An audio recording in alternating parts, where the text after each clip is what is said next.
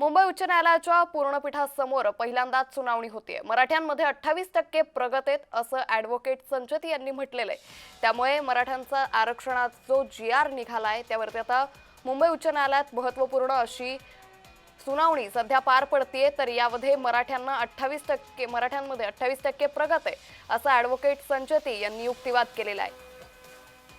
तर या संदर्भात अधिक माहिती घेऊयात आमच्या प्रतिनिधी ज्योत्स्ना यांच्याकडून। ज्योत्स्ना, ॲडव्होकेट संचेतींनी आता मराठ्यांमध्ये 28% प्रगत आहेत असं म्हटलेलं आहे। अगदी बरोबर आहे। आपण बघतोय की हा जो डेटा सांगितला जातोय की राज्यात प्रदीप संचेती जे आहेत ते आरक्षणाला आव्हान देणारे वकील आहेत आणि त्यांनी सांगितलं की राज्यात जे 28% मराठा आहेत त्यातले 25% गरीब आहेत।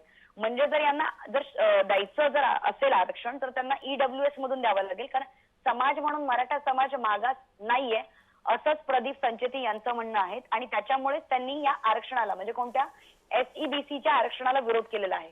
त्यांचं असं म्हणणं आहे की EWSचं आरक्षण नेमकं मग कोण वापरणार, मराठा समाज मागास नाही असा वारंवार उल्लेख जो आहे प्रदीप संचेती करत आहेत। त्यांचा युक्तिवाद येतो आणि त्यासाठी त्यांनी वेगवेगळे दाखले सुद्धा कोर्टामध्ये जे आहेत त्यांनी दिलेले आहेत। त्याचबरोबर आपण बघतोय की काही पात्र मराठा यांना कुणबी सर्टिफिकेट देणार असल्याचं मुख्यमंत्र्यांनी सांगितलं होतं। म्हणजे जे पात्र मराठा ज्यांना कुणबी सर्टिफिकेट देता येईल, म्हणजे ज्यांना त्यांची वंशावळ सांगता येईल किंवा ज्यांच्याकडे आधीचेच कुणबी मराठा किंवा मराठा कुणबी अशी नोंद असेल किंवा ज्यांच्या वंशावळीनुसार कुणबी असल्याचे दाखले ज्यांना मिळतील वडिलांकडच्या। निश्चित ज्योत्स्ना, त्यामुळे या संदर्भातले अपडेट आम्ही तुमच्याकडून घेत राहू। तुर्तास धन्यवाद ज्योत्स्ना आपण दिलेल्या सविस्तर माहितीसाठी। त्यामुळे मुंबई उच्च न्यायालयाच्या पूर्णपीठासमोर पहिल्यांदाच ही सुनावणी होतीये।